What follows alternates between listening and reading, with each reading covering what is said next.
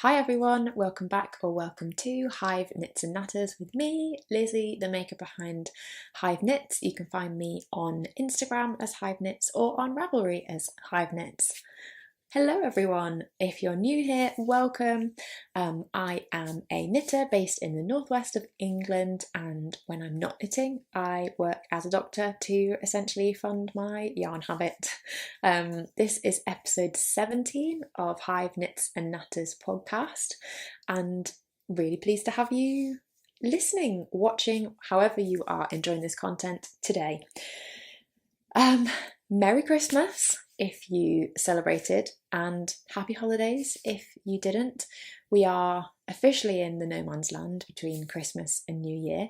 I'm filming this on the 30th of December, so it's just a couple of days left of this year, and I'm filming it on the back of having filmed my 2022 knitting roundup video. So I'm feeling very efficient filming 2 videos in one day, but life's going to get quite busy over the next few weeks. You know, I haven't been at work since Christmas, so it's a good opportunity, and there's a few bits and bobs to talk about. I was saying in my previous video, but I have to keep reminding myself that if you're watching this, it doesn't mean you watched that one just because I filmed them on the same day. I'm in a different location, just the opposite corner of our living room, mainly because my Christmas tree is in the way of my normal filming spot, so bear with. Over on this side of the room, had to make some adjustments to the lighting, but I've got my ring light out and we still have a bit of natural daylight, so hopefully it's okay. There's only been 2 episodes of this podcast filmed since 2 little kittens came to our house. We brought home 2 little black and white kittens in late September, and they are absolutely amazing, but can be very naughty and very disruptive at times, and they love knitting. Oh, they love it. They love yarn, they love barber cords, they love ball bands, they just everything about it. They love all the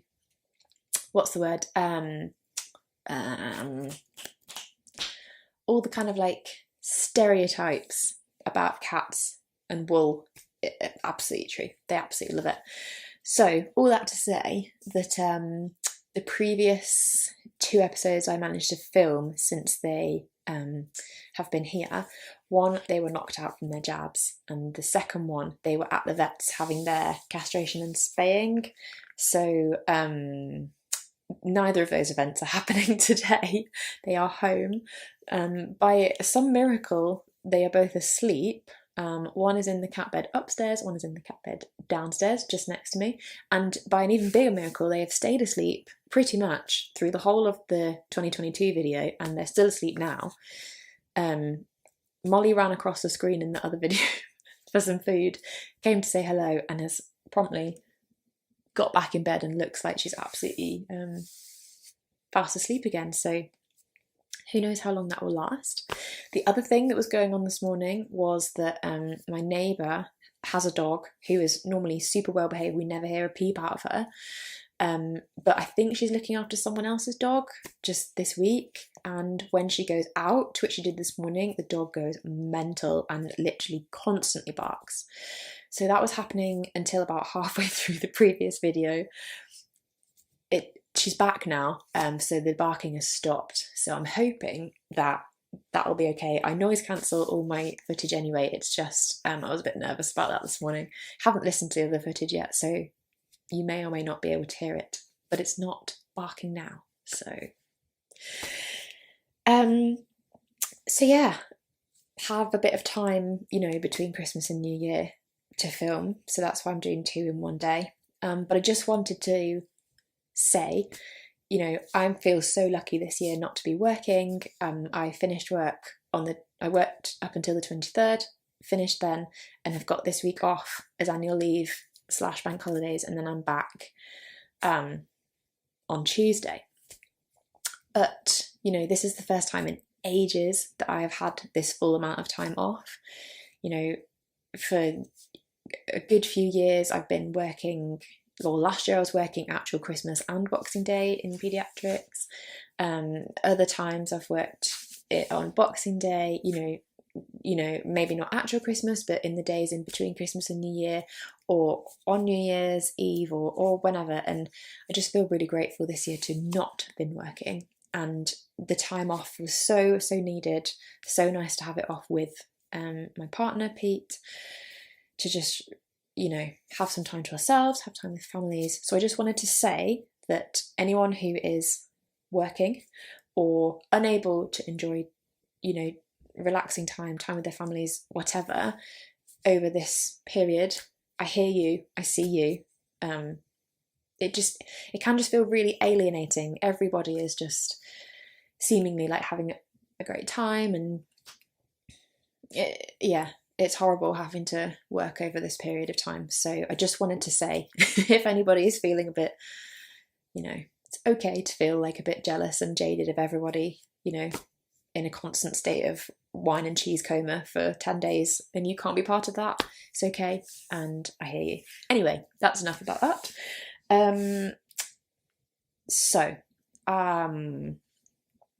I will link the 2022 roundup video for you to watch if you would like to. I will publish that one before this one, I think. So yes, I will put a little card up, and I'll also link it down in the description below. So I have a finished object, but it's not here. It got gifted on Christmas Day, and then it has gone home to its new home with my dad. So I am talking about the zipper sweater man, which I made for him this Christmas, and he absolutely loved. I've shown a few pictures of it over on Instagram, and I will put some pictures up into this footage, because I don't have it with me to show you. But yeah, I kind of said similar in the video I've just filmed, but it really was so nice to see him. He's so knitworthy. He absolutely loved it. I couldn't wait to give it to him. One of those gifts where you get it out from under the tree and you put it on someone's lap, and you watch them open it, and you're just like, I know this is gonna just bring so much joy to me and to him. And he opened it, and he was like, oh, and he was like, is this handmade? And I was like, that is the best question ever, because A, he knew the answer deep down, because why would I give him a jumper that's not handmade these days? But the fact that he even thought that it might not be, in my head, is a big compliment. So thanks, Dad, that made me really happy. And he put it on straight away, wore it for most of the rest of Christmas Day, apart from when he was cooking.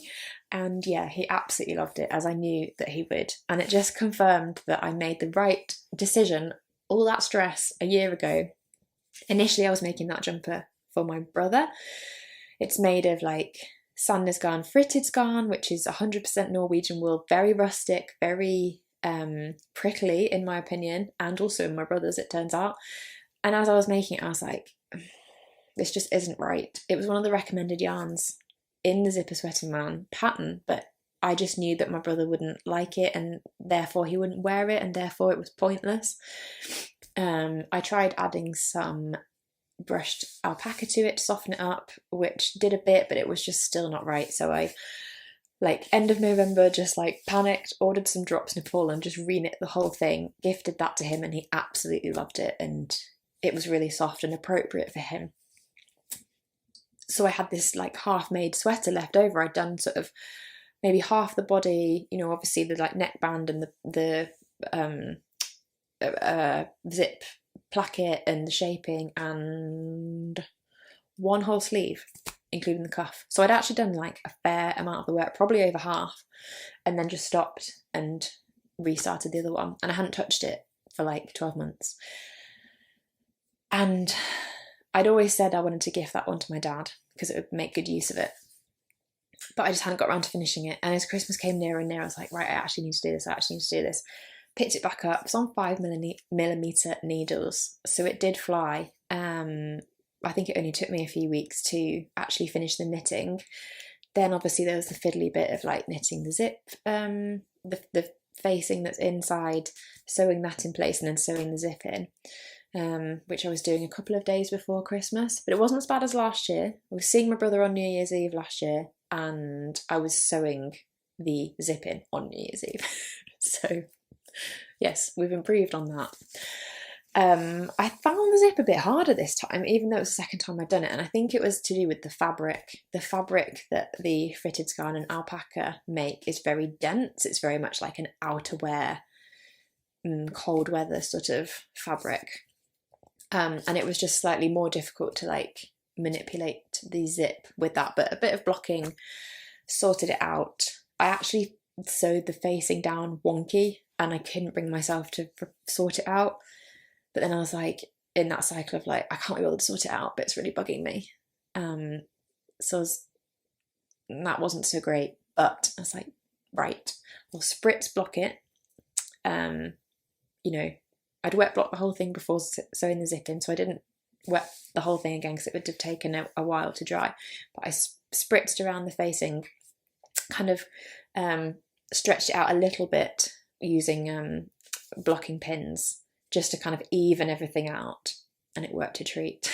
And it is still wonky on the inside, but I don't think you can tell. My dad certainly couldn't tell. So yeah, it was great. And when he put it on, I was like, I hope you don't think it's too itchy. Will rejected it because it was too itchy. And he was like, no, it's not itchy at all. It's amazing. Like, it's proper wool, like all this, which I knew that he would take that attitude. So I definitely made the right decision remaking it for my brother, and my dad absolutely loved this one. So great gift knit, very well received. And I'm just so glad that it's now off my needles and out of my house, because it's quite bulky because it's a men's garment anyway, and then in that like dense fabric, it's just been sat in a paper bag in the corner for like a year. We've moved house, it came with us, I'm just really glad to have it done and dusted. So yeah, finished object, zipper sweater man for my dad, went down a treat, 11 out of 10. And I'm looking forward to seeing him wear it very often. So that's my finished object, which I don't have with me, but you get the gist. I've got a couple of whips to share with you. So the first one is a whip which in the previous episode I had frogged almost entirely. Not entirely. I'd frogged all the body, all of a sleeve, back up to the yoke because it is for my partner Pete, and the fit wasn't quite right. It's the single malt by Max the Knitter, which is a really, really popular pattern, and I can see why. And been really excited to make it for him for Christmas. But I tried it on him a bit late when I'd done a bit too much work, and the fit wasn't great. So we made the decision to rip it back up to the yoke, undo the sleeve split, take about 2 centimetres off the raglan length, which would make the sleeve a bit smaller and the body a bit smaller, and then carried on from there, re-split for sleeves, and have been knitting it since. And he's happy with the fit now. Yay! And I've made some quite significant progress. So the last podcast I filmed about 2 weeks ago, and I had ripped it back because I had this giant ball of yarn, but I hadn't done any more work on it, I don't think. And now we have a little bit of sleeve and the whole body, which is including the rib and bind off, which is just goes to show how much you can get done when you don't have to go to work. What an inconvenience. So I am making this sweater in the Knitting for Olive Heavy Merino, and it's in the colour slate green, which I absolutely love. It's a beautiful like dark green, but with like light green hints, and yeah, it's really, really lovely. Pete chose this colour, and I think he made a very good choice. So oops, let me show you what we have now. I think you'll notice the difference. So, oh my god, bits everywhere. Ta-da! Yay! I mean, it doesn't all fit on screen, which is shows just how much there is. Woohoo! So yeah, basically I've just re-knit the whole body. resplit for sleeves, a little bit of work on this sleeve to check the fit, and then worked the body, including the bind off and the rib, which you can see here. And yeah, it's fab. Weirdly, when I hold it up to the light, it looks kind of like holy and airy, but when you have it on skin, it's absolutely fine. Because I was a bit worried. I was like, God, is it going to be like see-through? But it's not at all. And you can see that lovely 2x2 rib there.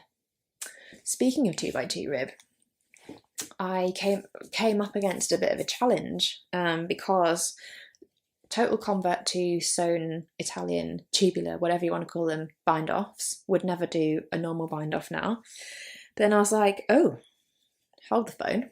How am I going to do that for a 2x1 rib? So I turned to YouTube for some help.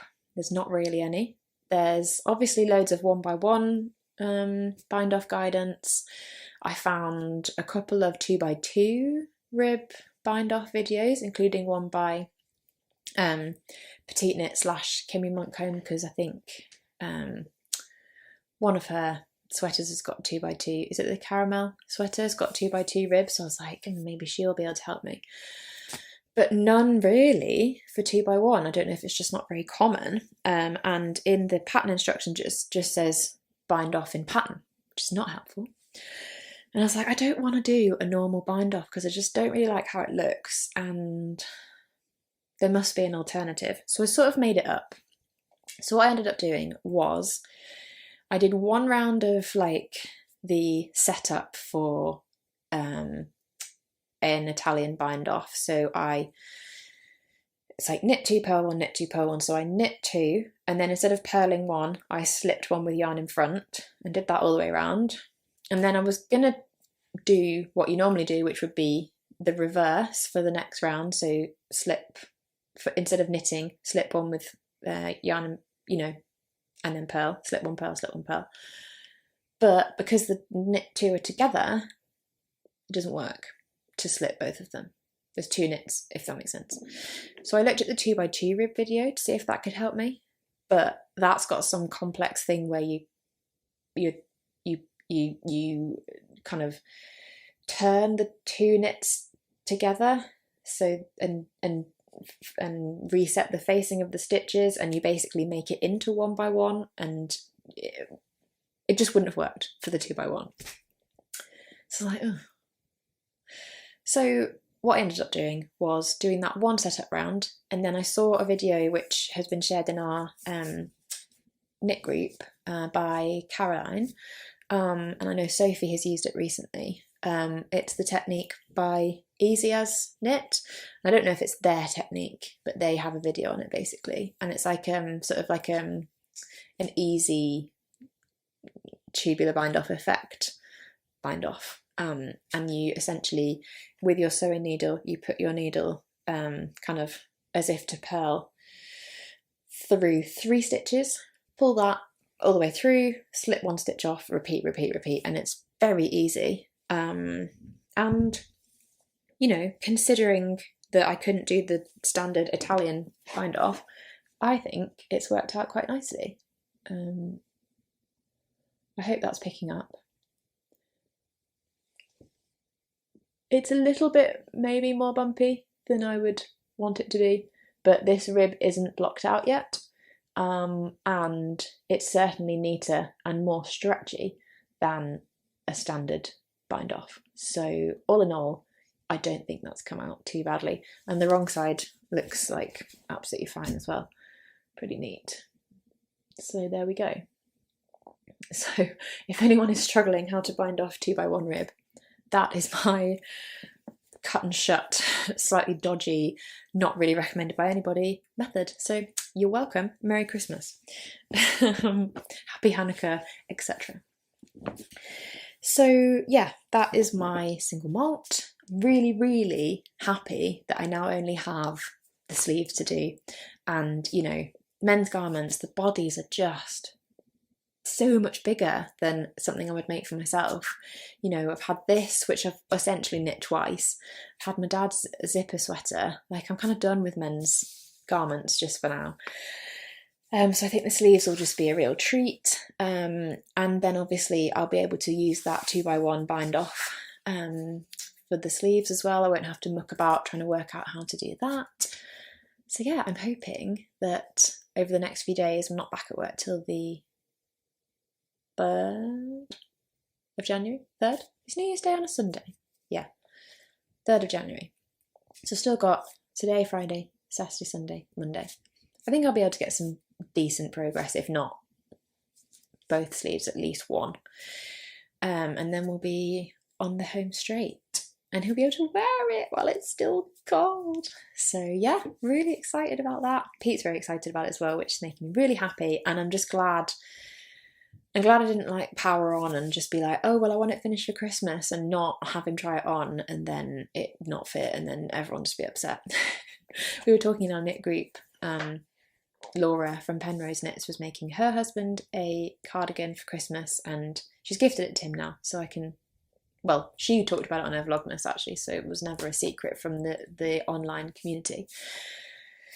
But we were talking in knit group, she was getting quite stressed out about it not like fitting and the ease not being right and the armhole depth not being right and like wanting to have it done by Christmas, and we were talking about like, you know, arbitrary deadlines, and actually, yeah, fine, you wanted it to be done by Christmas, but I'm sure the person you're knitting it for and you would rather have it finished, fit, and you not to be a complete mess and have it a couple of days late. Like, it's totally fine. So in the end, we kind of joked about her just wrapping up what she'd done still on the needles, and I think she did do that, which is really cute. Pete knew all about this and obviously tried it on, realised it didn't fit, so it wasn't a big deal at all. And he got some other presents, so it was okay. But yes, it was initially intended for Christmas, but life doesn't work that way. So yeah, that's my first whip. Second whip is also for Pete. Hello, lucky boy. It's not a garment, don't worry. Funny story about the Oslo hats. Spoiler alert, my second whip's an Oslo hat. You might remember, but essentially I made, in fact I have them with me because I was doing my other video. I made this Oslo hat for myself last year. Pete loved it, was sending me pictures of him wearing it while I was at work, being like, oh, it's a really nice hat. He purchased his own yarn from Simona for me to make this Oslo hat for him, which he loves and wears loads. So I was like, and he's been hinting about wanting like a black or a navy blue one for a while. So I was like, right, I know. So I put 3 skeins of, oh look, I wonder who's been at that. 3 skeins of Lanagatto VIP in his Christmas stocking. Yes, we do Christmas stockings in this house, even though we are both either 30 or very soon to be 30.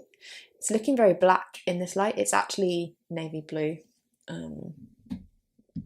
It's just showing up a bit black. I hope you can get the gist. That is in fact navy blue. So I put 3 skeins of this in his stocking, and I was like, I'll make you another Oslo hat. So this one is in navy blue, obviously, and I've made great progress on this. Again, what you can get done when you're not working, it's great. I should not work more often.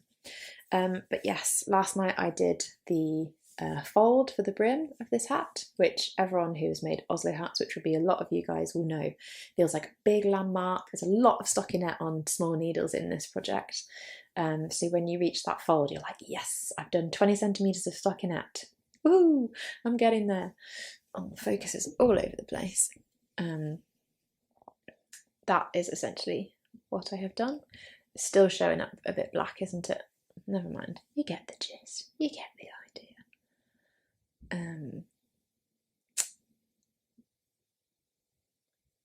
Can't remember what I was going to say then. So there's not that much more to go. Kind of broken the back of the pattern really when you get to this stage, because it's a triple folded brim. You do this much and then you sew well, knit, fold over and knit 2 bits together, and then you knit a bit more and fold it again to make the triple fold, and then you're almost ready to do the crown decreases. So that's kind of where we are at. This is these hats normally take me about, I think I weighed one the other day and it was 120 or 130 grams, so not enough in 2 skeins, don't quite need a full 3. So it will presumably be the same with this one. Knitting on 3mm needles, which is what the pattern recommends. My gauge is a bit tight, surprise surprise, but I like the fabric and the fit, so I'm just knitting on 3.5mm, sorry. That's what these two were made on, and I just think the fabric it makes is so nice. And because the VIP is a merino cashmere blend, use your words, yeah, the finished fabric is just really nice. So hopefully the hat and his sweater will be done soon while it's still cold enough to wear them, get use out of them, and then yeah, that will be his gift knits for a while. Not having any more anytime very soon. I don't think there's anything more to say about that. No, I've written down I cast it on Unboxing Day, so there you go. That was Monday and it's now Friday, and I've done 22-ish centimetres of stockinette on 3.5mm needles. So right, I will just quickly reset my camera, and then I just have a sort of acquisition to talk about a little bit. You saw it in the last episode, but there's a bit more to it this time. And then that's about it. Not a very long one this time.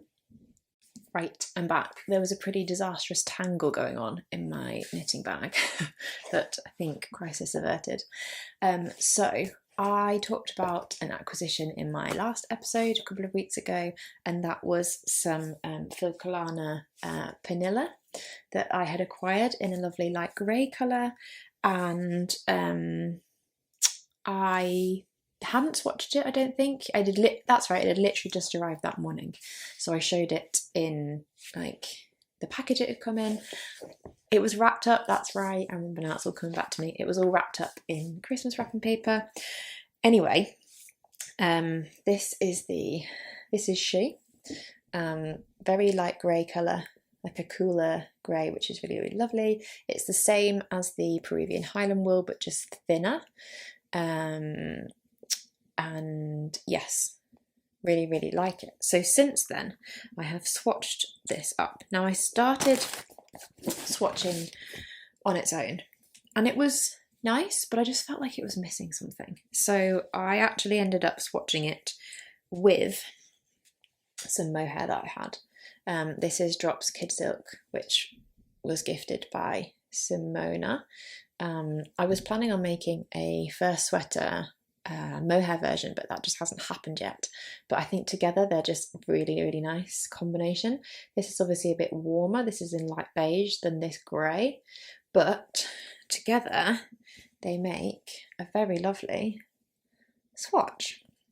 So this is a bit crumpled because it's been in my bag, but it has been blocked, I promise. And yeah, I just think they make a lovely combination. It just lifts that grey a little bit, and I think the fabric's just nicer with the mohair. I don't even have the wool only swatch. Must have just undone it because I didn't like it. I think this is on 4mm needles, and yeah, it's lovely. It's coming up about 22 or 23 centimetre. I mean, I'm using this for designing and I can't even remember. Hope I wrote it down. Definitely 22 or 23 centimetre stitches in 10 centimetres on a 4mm needle. So my idea for this yarn is, I've got in my head that I want to make like a raglan sweater of that grey colour, but under the split for sleeves, I want to do some stripes, but mohair stripes. I've seen there's a few designs out there that are like changing from like wool to mohair in the same colours, or changing the tension so that, you know, on different needle sizes, so you've got different fabric stripes, but I haven't seen actually like different coloured mohair stripes. So I made this swatch, which was very divisive, shall we say. I knit the swatch and then I asked on Instagram, did people prefer with the pearl bumps for a bit of texture, or without the pearl bumps? So this swatch is the grey panilla with the light beige mohair, and for the stripes I have used some drops Kid Silk in navy blue that I had in stash.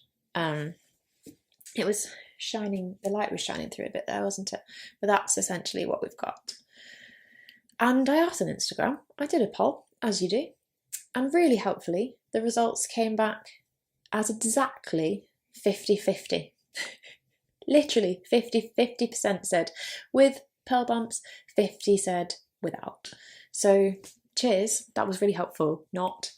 So I'm still not sure what to do. What do you think, YouTube? When Instagram didn't help with my button dilemma, I asked YouTube.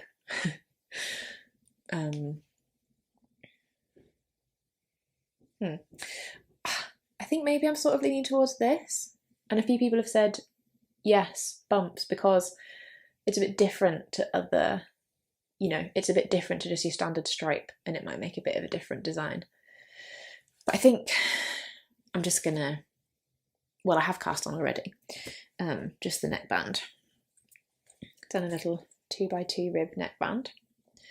So we've obviously really not got much progress yet, but it's very cute, and obviously it'll be bigger than this when it's stretched out. But yeah, I absolutely love the fabric that these two yarns together are making. You're like, how is that going to go around anyone's neck? But it is 2x2 rib, so it should be fine. Hopefully. I want this to be a folded 2x2 rib neckband, and I want like a big wide raglan. So this is a 3-stitch raglan on the first sweater. But I think I'm going to go for like a 6-stitch raglan, which hopefully will then match the width of each stripe. Maybe that's kind of what I'm going for. And I like the navy blue with the grey, but the reason this whole thing has come into my mind is because I have all these mohair scraps, and with the exception of a yellow one, which I've removed from the mix, they're all greeny blue tones. And I was like, should I do some kind of like fade, or like how shall I use these scraps? And I was like, it'd be really cool to do kind of like stripes like this, but the stripes fade, but with grey in between. Or maybe not even fade, but you know, like they're all the same colour family. So I'll take these out and show you the colours that I've got. Bear with. I talked about them in my last episode, but I didn't show you them. Now I have them to show. Right, I think that's all of them. Oh, and the navy blue, maybe. So these are not in any particular order, but you can see there that they are just all on the same colour spectrum, and they're just so gorgeous. How beautiful. We've got from really like obnoxious green from my first cardigan. This one is from the Casper sweater. This one is the navy blue I showed you before that I made my souffle in. This one is actually sent from my mum. She made a Casper sweater in this sea green.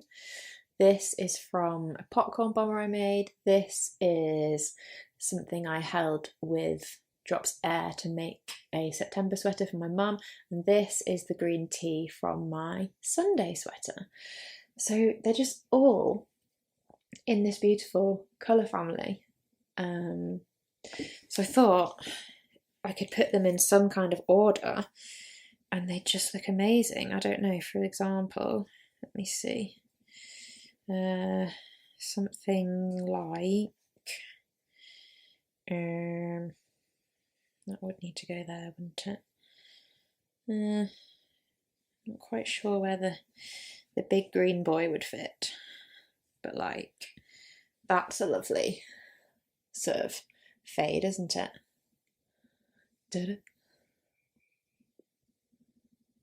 You know, stripes like that would just look amazing. And I don't know, I don't know where the bright green would fit. There? No. There, maybe? Oh yeah, maybe there.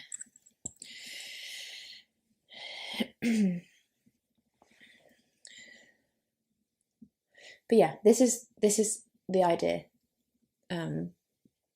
Sorry, I'm just trying to manipulate the camera so you can see them all together. That would be the idea. Kind of like striped with the grey in between. So held with like that. That's the vibe.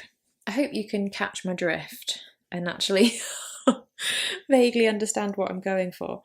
But I just think it would be lush. But we'll see.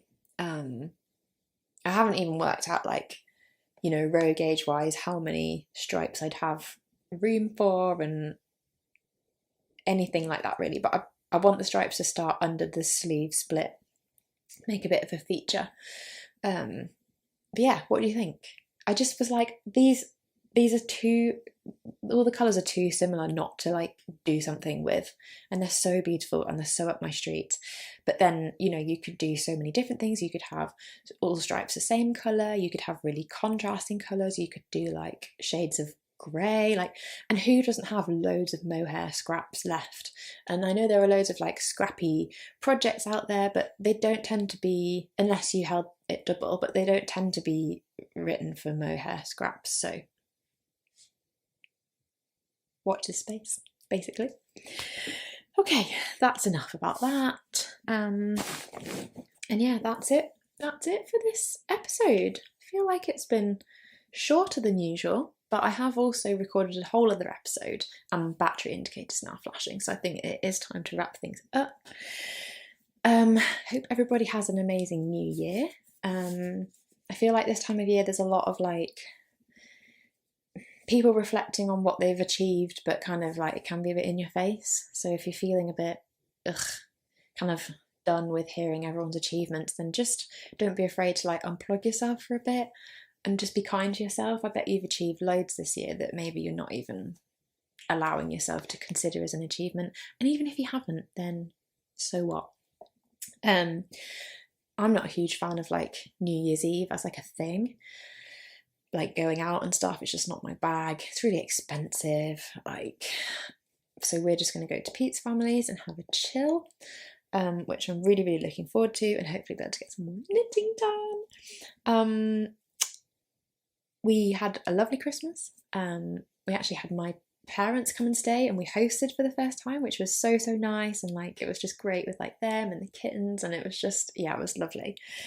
Early January is going to be quite like busy for me because my birthday is early January, and so I'm going back to work for a week, and then I've got a week off for my birthday where lots of like secret surprises are happening because it's a big birthday. It's the big 3-0, which I have mixed feelings about, but I'm looking forward to like that week because we've got so much good stuff planned.